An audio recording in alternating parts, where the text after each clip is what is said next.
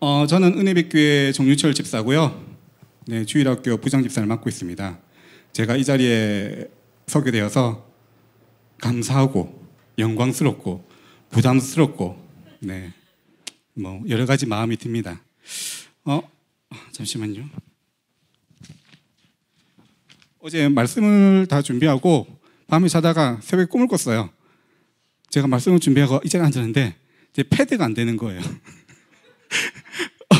갑자기 왜 안 되지? 하면서 걱정이 돼가지고 자다가 일어나서 프린트를 했습니다. 자다가 일어나서 다시 프린트를 했는데 네, 다행히 패드가 되네요. 네, 그래 중간에 좀 버벅거리고 하더라도 이해를 해주시기 바라고, 그리고 부족한 저의 입술로 전달되는 말이 하나님의 음성으로 들려지기를 바랍니다. 네, 그러면 말씀을 전하도록 하겠습니다. 오늘 말씀 제목은 빛의 망대라는 말씀이고요. 이 말씀은 너무나도 익숙한 말씀이시죠? 네, 아마 교회 다니시는 분들 혹은 다니지 않으시는 분들도 알 수 있는 말씀이고, 어쩌면은 뭐 모든 말씀 중에서 가장 전도를 많이 한 말씀 중에 한 구절일 것 같아요. 다들 교회에 이 말씀 가지고 오셨나요? 수고하고 무거운 짐을 지시고 이곳에 오셨나요?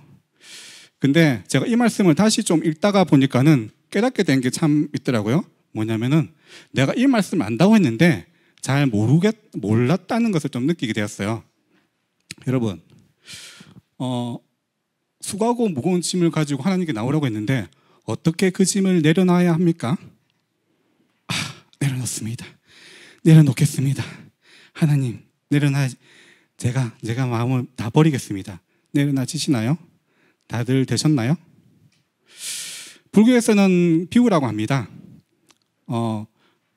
이건 교회에서 말하긴 그런데 불경 중에 그런 게 있습니다. 부처를 만나면 부처를 죽이고 조사를 만나면 조사를 죽여라. 부모를 만나면 부모를 죽여라. 네, 그건 뭐냐면은 네 머릿속에 지금 어떤 생각이 나오면은 그 생각을 죽이라는 말씀입니다. 네가 부처를 믿지만은 그럼에도 네 머릿속에 부처가 나오면은 그 부처를 죽이라고 합니다. 네 머릿속에 부모가 생각나면은 그 부모를 없애고 나를 피우라고 합니다. 근데 제가 여러분께 테스트를 하나 해보겠습니다. 네, 간단한 테스트인데 지금부터 핑크색 코끼리를 생각하지 마세요. 핑크색, 분홍색 코끼리를 생각하지 마세요. 아셨죠? 네, 제가 뭐 생각하지 말라고 했죠? 생각하지 말라고 했잖아요. 네, 생각하지 말라고 하면 순간부터 우리는 생각을 합니다. 내가 이걸 내려놓아야지 하는 순간부터 못 내려놓게 됩니다. 내가 그 근심 걱정, 내 수고하고 무거운 짐을 내가 버려야지 하는 순간부터 못 버리게 됩니다. 그러면 하나님은 어떻게 말씀하시고 계십니까?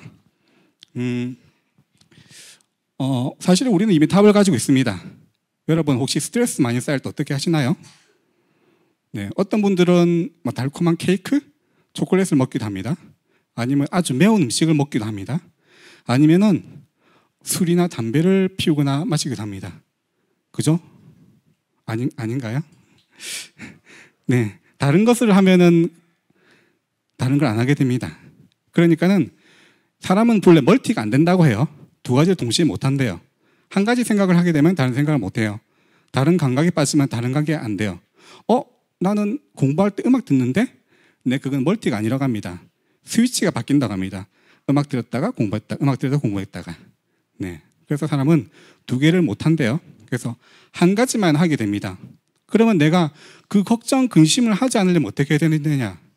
오늘 두 번째 말씀인데 마태복음 11장 29절 말씀입니다. 나는 마음이 온유하고 겸손하니 나의 멍에를 메고 내게 배우라. 그리하면 너희 마음이 쉼을 얻으리니 라고 하셨습니다. 어떻게 하시라고요? 나의 멍에를 메고 내게 배우라고 합니다. 뭘 배우라고 하시죠? 나에게 뭘 배우라고 하시죠? 앞에 있습니다. 나의 마음이 온유하고 겸손하다고 합니다. 나의 온유하고 겸손한 마음을 내게 배우라. 그리하면 너희가 쉼을 얻으리라고 하나님 하십니다. 네 수고하고 무거운 근심 걱정이 아니라 나한테서 겸손과 온유를 배우라고 하십니다. 멍에가라는 게 뭘까요? 구구산진에서 멍에를 찾아보면 그렇습니다. 소나 말의 어깨에 씌워 쟁기를 위해 끌게 하는 것이라고 합니다. 아니, 나는 짐 내리러 왔는데 하나님은 나한테 멍에를 세워서 밭 갈고 밭을 갈게 하십니다. 일하게 하십니다. 무거운 걸 더 끌게 하십니다. 그게 하나님의 방법이라고 합니다. 네. 그런데 하나님은 내 짐이 아니라 너의 짐이 아니라 나의 짐을 매라고 합니다. 너의 수고한 짐을 더 이상 지지 말고 내가 시키는 일을 하라고 합니다. 여기서 그러면 우리가 배워야 될 것 하나님의 온유와 겸손이 무엇입니까? 온유라는 뜻은 단순하게 온화하다, 착하다, 유순하다라는 뜻이 아닙니다. 온유를 가장 쉽게 설명할 수 있는 단어는 말의 곱비입니다. 야생마는 자기 마음대로 막 달립니다. 자기 마음대로 멋대로 막 합니다. 그런데 야생마의 곱비가 채워지면은 말 주인이 끄는 대로 갑니다. 서러 가면 서고 달리려고 하면 달립니다. 멈추라고 멈추고 왼쪽 돌라고 왼쪽 돕니다. 그게 온유입니다. 온유라는 것은 하나님이 나의 곱비를 지고 가실 때 하나님이 이끄는 대로 딸려가는 겁니다. 끌려가는 겁니다. 그게 온유입니다. 겸손은 무엇입니까? 네 생각, 네 마음이 맞다. 그게 옳다. 주장하지 말라. 네, 겸손하라입니다. 그러면 겸손과 온유의 다른 말은 순종하라는 말씀입니다. 그래서 수고하고 무거운 짐을 벗기 위해서 우리는 어떻게 해야 되느냐? 네, 힘든 말입니다. 순종하셔야 됩니다. 순종하셔야 됩니다. 그걸 통해서 하나님이 하시는 일이 있고자 하심입니다. 우리가 가지고 있는 수고하고 무거운 짐을 가지고 하나님 무엇을 하실까요? 요한복음 9장 1절에서 3절 말씀입니다.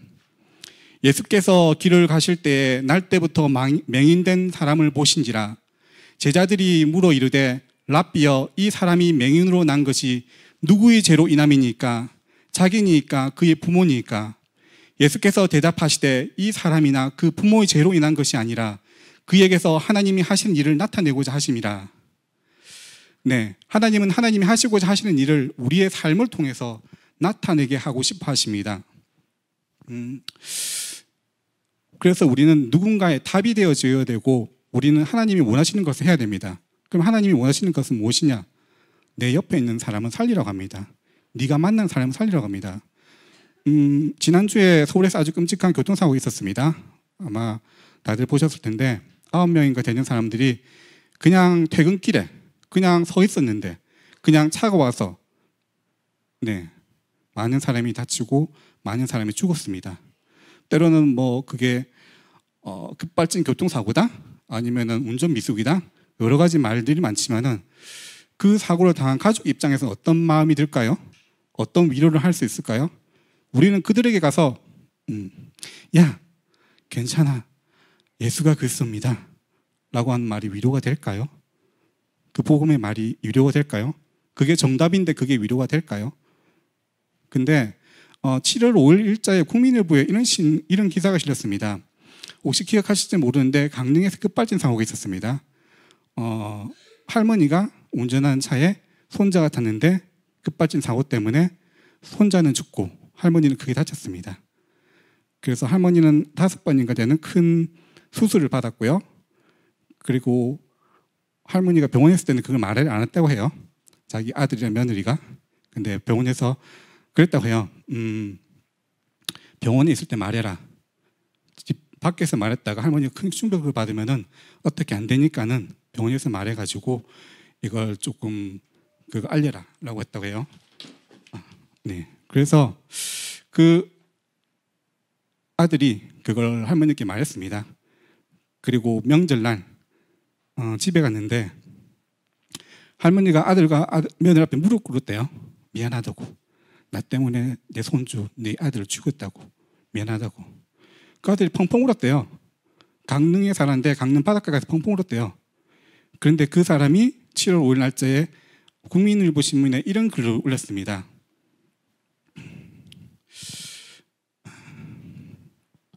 네, 그 기사 일부분 한번 읽어드리겠습니다.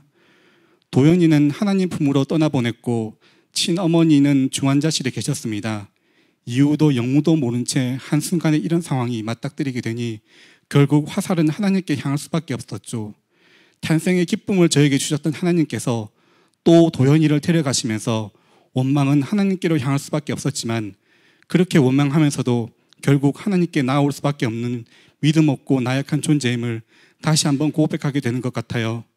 도연이를 천국에 보냈다는 확실한 믿음과 소망이 없었다면 그냥 모든 것을 다 포기하고 안 좋은 생각을 했을 것 같아요. 라고 7월 5일 날짜 이렇게 기사를 올리셨어요. 다른 사람들의 위로는 되지 않아도 아마 이분의 위로는 이번에 교통사고 당하신 분들께 위로가 되실 거예요. 이태원 참사가 있었습니다. 많은 젊은 아이들이 죽었습니다. 많은 정치인들이 와서도 위로를 했고 유명한 연예인들, 많은 사람들이 와서 위로를 했는데 그들에게 가장 위로가 된 것은 세월호 때 자식을 입은 부모들의 위로였다고 합니다. 내가 당한 문제, 어려움은 나의 문제가 아닙니다. 내가 당한 어려움은 나의 일이 아닙니다.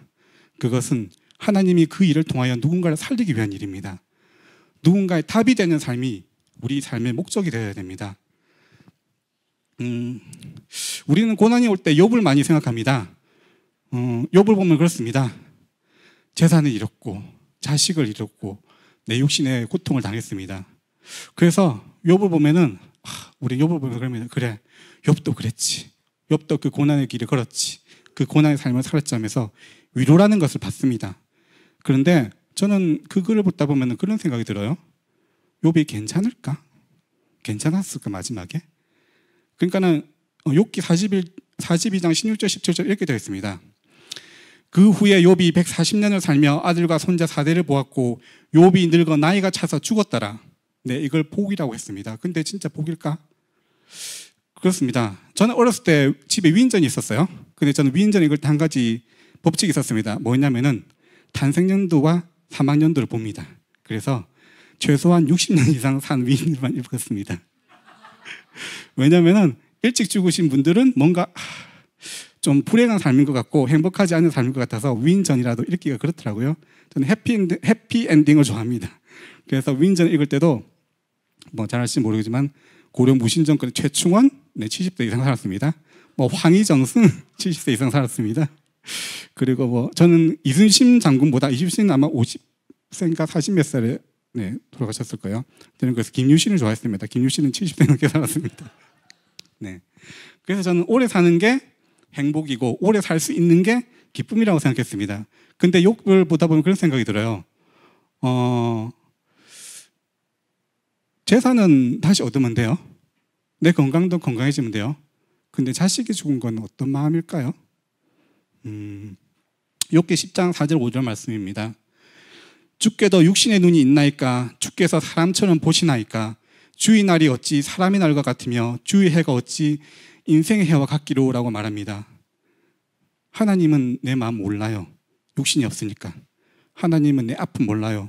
육신이 없으니까 라고 말하십니다. 세상에서 가장 큰 슬픔이 무엇일까요? 세상에 존재하는 단어 중에 없는 단어가 있어요. 한국어에도 영어에도. 우리는 고아를 가르칠 때 우리는 엄마 아빠를 없는 아이들을 고아라고 합니다. 영어로는 orphan이라고 합니다.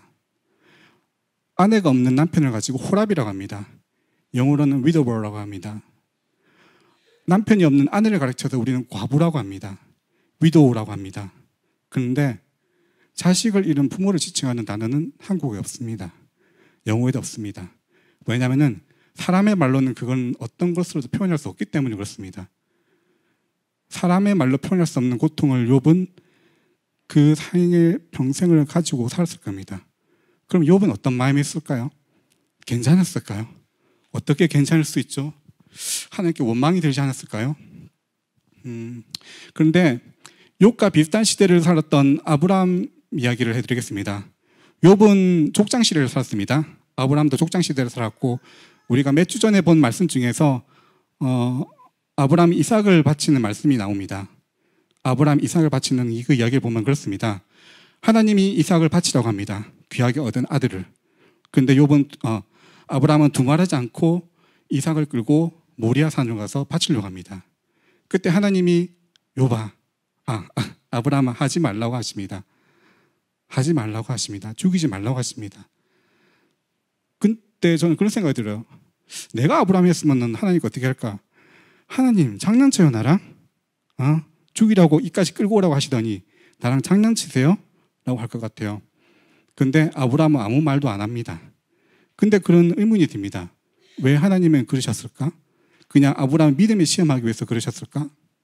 그런데 모리아산 건너편에는 해골 언덕이 있습니다. 그 해골 언덕은 골고다 언덕입니다.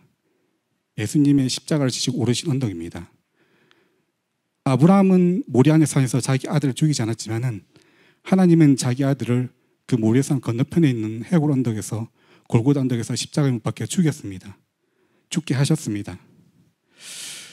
만약 하나님이 아브라함 욥에게 했다면은 이게 아마 욥에 대한 답일 겁니다. 욥이 하나님께 그러셨죠. 당신이 사람의 육신이 있습니까? 사람처럼 생각하고 봅니까? 근데 하나님이 말씀하실 겁니다. 나는 내 아들을 죽였다. 나도 내 아들의 죽음을 보았다라고 말합니다. 그게 하나님이 답변이십니다.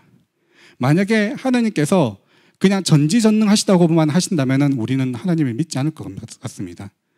하나님은 전지전능하실 뿐만 아니라 예수님을 이 땅에 보내시고 이 땅의 삶을 살다가 이 땅에서 모든 질고를 짊어지게 하셨습니다. 우리가 삶에서 겪는 모든 고통은 사실은 예수님이 다 짊어지셨습니다. 예수님은 고향에서 가족으로 버림받았습니다. 가족 간의 문제, 가족 간의 다툼, 예수님은 그걸 다 겪으셨습니다. 예수님은 겟세마네 동산에서 땀이 피가 되도록 기도하셨지만은 하나님 응답하지 않으셨습니다. 응답하지 않는 아픔을 겪으셨습니다. 예수님은 예루살렘 일성할 때 호산나 호산나 외치던 사람들로부터 일주일 뒤에 그를 죽이소서라고 하는 배신을 당했습니다. 예수님을 위해서 죽겠다고 했던 그 제자들이 예수님을 버리고 도망을 갔습니다. 그리고 십자가를 지시고 고난을 당하시고 피 흘려 죽으셨습니다. 그림을 잠깐 하나를 보도록 하겠습니다. 성훈 집사님 그림 잠깐 보여주세요. 네, 이 그림은 15세기 마티아스가 그린 십자가 책형이라는 그림입니다. 보시면 아시겠지만 가운데 예수님이 계십니다. 이게 잘 보일지 모르겠지만 오른쪽 편에 보시면 약간 확대된 그림이 있습니다. 보시면 예수님이 아주 끔찍한 모습이십니다. 온몸이 채찍질 당해서 갈라져 있고 피 흘리시고 뜯어져 있습니다. 그리고 저기는 없지만은 자세히는 보이지 않지만은 손가락은 다 뒤틀려 있고 발에도 못이 박혀 있습니다. 이 당시에 유럽에는 맥각병이 유행했다고 합니다. 맥각병은 뭐냐면은 우리가 먹는 밀에 생긴 곰팡이균으로 그 병에 걸리면은 피부가 푸르게 변하고 뒤틀리고 그리고 엄청나게 고통스럽다고 합니다. 근데 그 맥각병에 걸렸던 사람들은 이 그림을 보고 은혜를 받았다고 합니다. 아, 예수님도 그러셨군요. 저희처럼 그렇게 아프셨군요. 네, 예수님이 당하신 그 아픔이 누군가에게는 답이 됩니다. 예수님이 지셨던 질고가 누군가에게는 은혜가 됩니다. 그래서 네, 그림 닫아주셨습니다. 우리는 내 아이 무거워 수고한 짐이 아니라 하나님이 주신 짐을 순종하며 나아가야 됩니다. 사실 우리가 신앙생활을 하다가 대부분 시험 드는 이유는 무엇이냐? 여전히 나의 짐을 지고 있기 때문입니다. 여전히 내 짐이 내 기도 제목 첫 번째이기 때문입니다. 우리가 시험 당하는 이유 첫 번째 뭐냐? 내가 교회에 온 이웃들을 아직도 붙잡고 있기 때문입니다.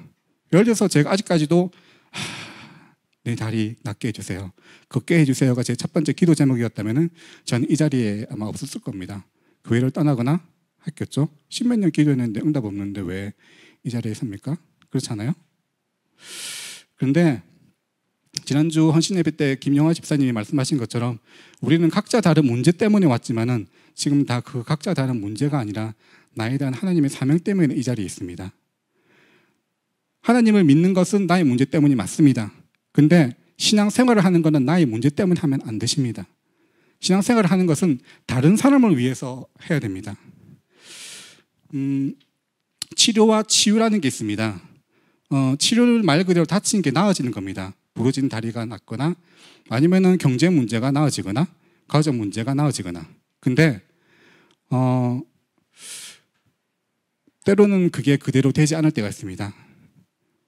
저도 다리가 아직 낫지 않았습니다. 네, 아직 나아지지 않았습니다. 근데 저는 치유가 되었습니다. 사람들은 육신의 문제를 가질 때 그 문제가 단순하게 나의 육신의 문제만으로 있는 게 아닙니다. 저는 다리가 불편했습니다. 그거는 눈에 보이는 치료받아야 될 문제입니다. 근데 진짜 치유받아야 되는 나의 영적인 문제, 마음과 생각의 문제는 뭐냐면은 저는 사람들의 시선이 싫었습니다. 저는 밖에 나돌아다니지 않았어요. 저는 중학교 이후로 집에만 있었어요. 한 두세 달에 한 번씩 밖에 나갔어요. 머리 자르려고. 이발하러. 그러다 어느 순간 저희 어머니께서 가위를 드시더라고요. 그래서 저희 어머니께서 가위로 머리를 잘라주셨어요. 왼쪽, 오른쪽, 왼쪽, 오른쪽 맞추다가 결국은 다 밀어서 버렸습니다. 제 생각이 그렇더라고요. 어차피 안 나가는데 뭐 짧으나 빡빡 미나 상관없지? 라는 생각이었습니다. 그랬었습니다. 왜냐하면 내가 밖에 나갔을 때 누군가가 나를 보는 시선이 싫었던 것 같아요. 지금 생각하면 그냥 아무렇지 않게 보는데 내가 다리가 불편한 것 때문에 저 사람이 이상하게 보는 거 아니야? 저 사람이 나를 이상하게 보는 거 아니야? 라는 생각들을 했던 것 같아요. 그래서 밖에 나가지 않았습니다. 그게 내가 치유받아야 되는 문제였습니다. 지금은 제가 여러분의 많은 시선을 받고 있습니다. 그래서 저는 아직 다리가 낫지 않았지만은 치유는 됐습니다. 누가 나를 보는 것 때문에 더 이상 두려워하지 않고 신경 쓰지 않습니다. 2차 세계대전 당시에 히틀러를 암살하다가 순교하신 독일의 디트리히 보네퍼 목사님은 그렇게 말씀하셨습니다. 그리스도인은 타자를 위한 존재라고 합니다. 그리스도인은 다른 사람을 위한 존재라고 합니다. 디트리히 보네퍼 목사님이 편지로 쓴 찬양이 전에 우리 제2여전도회가 찬양했던 선한 능력이라고 하는 찬양입니다. 그게 보네퍼 목사님이 쓰신 서신 편지였습니다. 그 마지막 부분에 이렇게 되어 있습니다. 주님이 마신 고난의 쓴 잔을 우리도 감사함에 받으리. 주님의 남은 고난 채워가며 예수와 복음 위에 살리라. 선한 능력으로 일어서리. 주만 의지하리. 믿음으로 우리 고대한에 주 오실 그날 승리의 새날을 맞이하리라는 가사입니다. 우리 구원받은 우리는 타자적인 존재입니다. 그래서 우리는 나를 위해서 신앙생활을 하는 것이 아니라 다른 사람을 위해서 신앙생활을 하는 겁니다. 우리는 지금 여러분 옆에 계신 분들을 위해서 신앙생활을 하셔야 됩니다. 그 사람들의 빛이 되어야 되고 그 사람들의 모델이 되어야 되고 그 사람들 앞에 증인이 되어 주셔야 됩니다. 교회라고 할 때 우리는 그 교회를 뜻하는 말이 보편적인 교회라고 합니다. 보편적인 교회가 되어야 됩니다. 그게 라틴어로는 에클레시아 카톨릭강이라고 합니다. 우리는 오늘도 그 보편적인 교회를 말했습니다. 언제? 사도신경 외울 때 거룩한 공회라고 했습니다. 거룩한 공회가 뭐냐? 보편적인 교회입니다. 그러면 대표적인 보편적인 교회가 어디냐? 안디옥 교회입니다. 사도행전 13장 1절에 보면은 이렇게 나와 있습니다. 안디옥 교회에 선지자들과 교사들이 있으니 곧 바나바와 니게르라 하는 시므온과 구레네 사람 루기오와 분봉아 헤로데스 젖동생 마나엔과 및 사울이라고 되어 있습니다. 바나바는 레위 자손이었습니다. 성스럽고 거룩한 자손이었습니다. 그러면은 니게르는 누구냐? 영어로는 니그로, 흑인이었습니다. 흑인 시므온이었습니다. 그 당시에 흑인은 노예였습니다. 구레네 사람 루기오, 구레네는 오늘날 리비아 지역에 사는 중동 지역에 사는 사람이었습니다. 그리고 분봉아 헤롯의 젖동생 마나엔이라고 합니다. 헤롯은 누구냐? 유대인을 로마에 팔아먹은 우리나라로 치면 이완용입니다. 젖동생이라는 말은 젖을 같이 먹은 사람, 내 동생, 친동생이라는 말입니다. 그러니까 이완용의 동생 마나엔, 그리고 사울, 예수 믿는 사람을 잡으러 다니던 사울입니다. 이 사람들이 다 같이 모여서 예배를 드렸습니다. 같은 교회에서. 교회는 다양한 사람이 있습니다. 나랑 전혀 맞지 않는 사람, 내가 싫어하는 사람, 내가 좋아하는 사람 많습니다. 근데 보편적인 교회는, 거룩한 공회는 그 사람이 누구든 그 사람을 살려야 됩니다. 함께 해야 됩니다. 친일파라도 살려야 됩니다. 그래서 제가 오늘 이 자리에 선 것은 여러분 때문입니다. 저는 전에 다리 다치고 추석 때 이 자리에 한번 섰었습니다.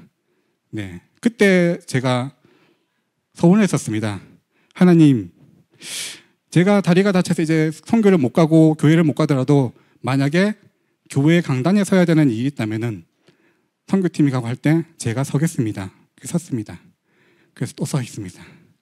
지난주 김희 목사님 말씀하셨죠? 서원기도 함부로 하지 말라고. 서원기도 함부로 하지 않으시는 게 좋습니다.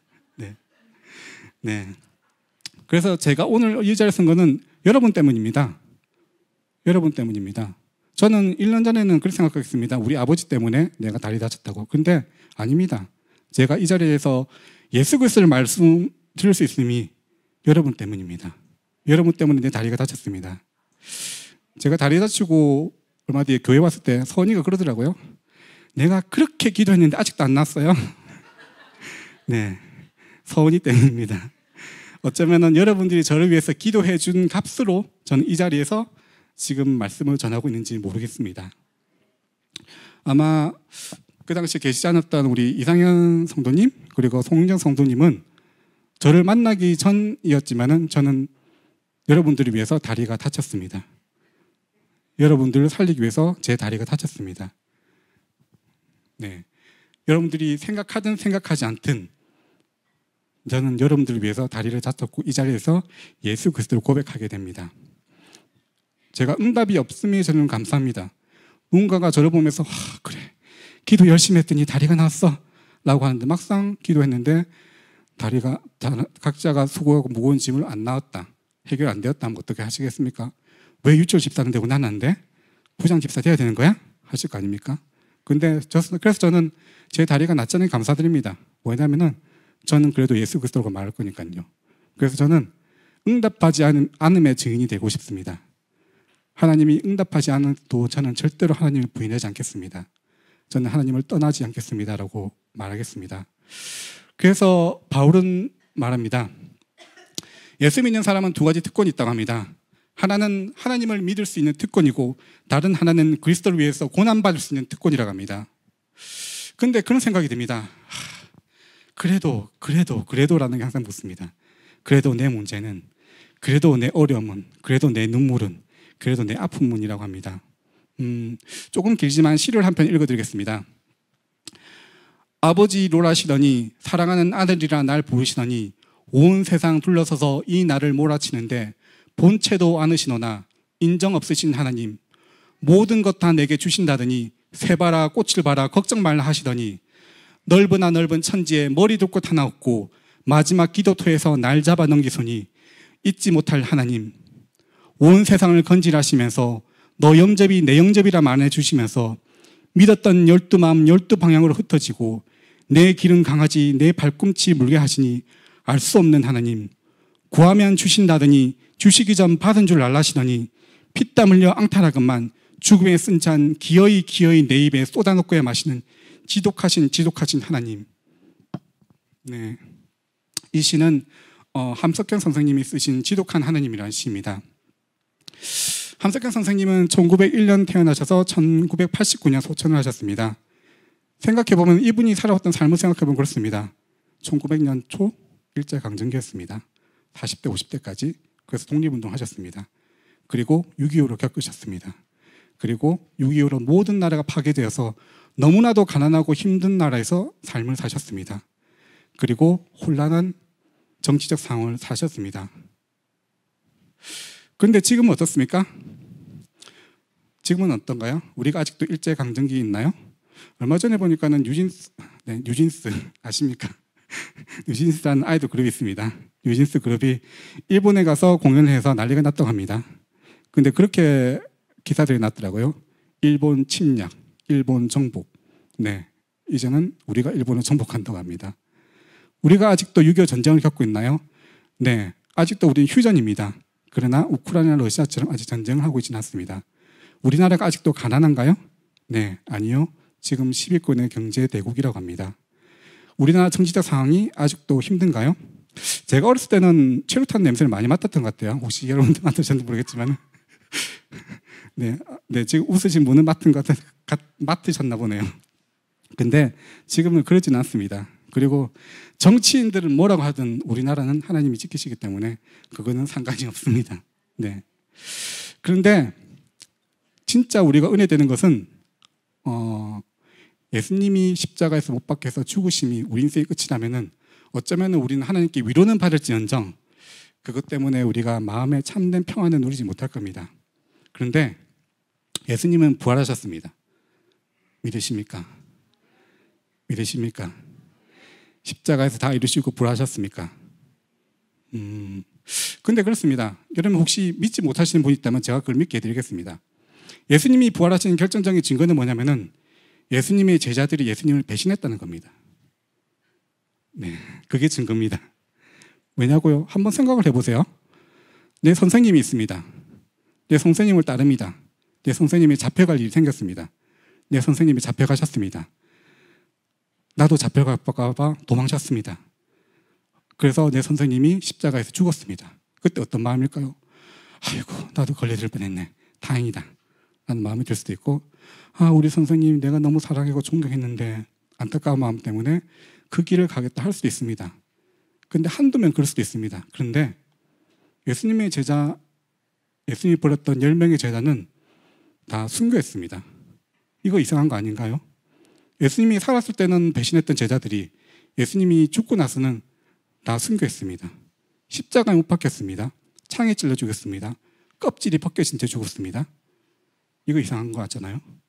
그러면 이건 설명할 수 있는 딱 하나밖에 없습니다. 부활한 예수님을 만났구나. 그러니까는 그 죽음을 두려워서 도망쳤던 제자들이 죽음을 두려워하지 않고 그 길을 가게 된 것입니다. 예수님의 제자 중에 딱 한 명, 사도 요한은 순교하지 않았습니다. 왜냐하면 십자가를 지시고 그 길을 끝까지 가셨으니까 함께 갔거든요. 그래서 끓는 가마솥에 집어넣는데 사도 요한은 살아났다고 합니다. 그래서 반모섬에서 열심히 노예로 살다가 마지막 요한계시록가를 쓰시고 순교하셨다고 합니다. 전에 우영이가 그랬다고 하죠. 나는 예수님 부인할 거야. 만약에 죽음 위기 생기면 그게 위험합니다. 그 사람이 순교합니다. 여러분의 연약한 문제가 있을지 모릅니다. 아직 해결되지 않은 문제가 있을지 모릅니다. 그런데 예수가 그리스도 맞습니다. 우리 교회에서 선포된 말씀이 교도소에 들어가서 그곳에서 생명운동이 일어납니다. 영적인 문제에 시달렸던 사람들이 우리 교회에 옵니다. 자기 문제, 어려운 문제, 가정의 문제, 저같이 육신의 문제 사람이 우리 교회에 와서 예수가 그리스도라고 말합니다. 작년 이맘때 저는 침대에 누워 있었습니다. 저희 어머니 아버지가 제 대소변을 다 받았습니다. 앉지도 못하고 서지도 못했습니다. 화장실에도 못 갔습니다. 바닥에도 못 내려앉았습니다. 그런데 저는 지금 여기 있습니다. 저는 지금 여기 있습니다. 그게 증거입니다. 제가 그렇다고 그때 엄청 열심히 기도한 거 아닙니다. 저는 그때 뭐 했느냐? 치웠다. 여름 성경학과 어쩌지?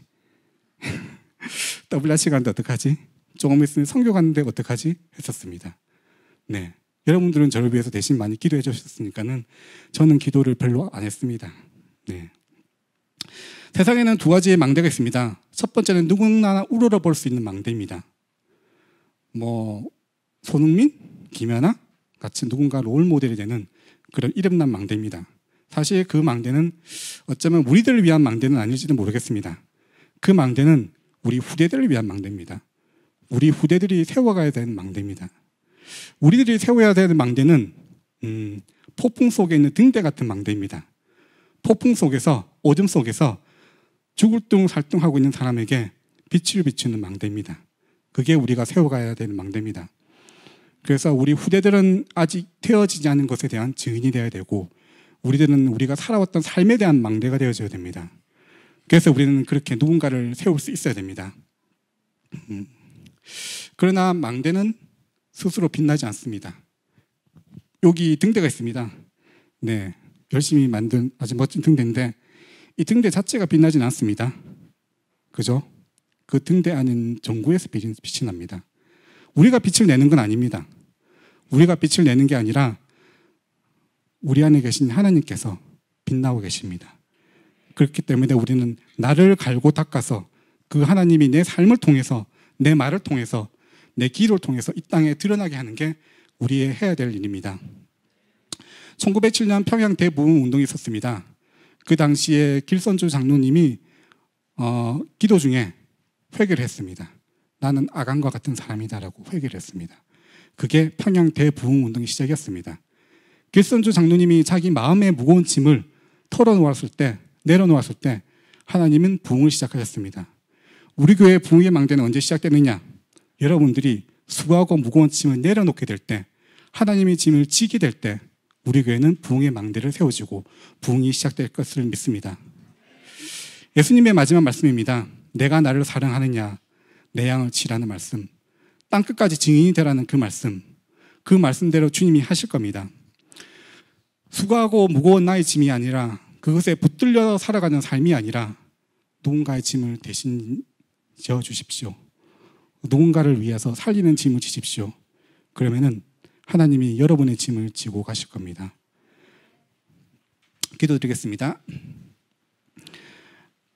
하나님이 우리가 지고 온 이 수고하고 무거운 짐이 아니라 하나님이 지게 하신 은혜의 멍에를 지고 하나님이 말씀하며 순종하며 살아가는 자가 되게 하여 주옵소서. 누군가를 살리고 그 삶의 빛이 되는, 빛의 망대를 되는 우리가 되게 하여 주옵소서. 나를 위한 삶이 아닌 타자적인 삶, 다른 이를 살리고 빛을 비추는 삶, 그리하여 우리의 삶을 통해 예수가 그리스도 되심이 밝히 드러나게 하실 줄을 믿습니다. 이 모든 것 우리의 구원자 되신 예수 그리스도 이름으로 기도드립니다. 아멘. 감사합니다.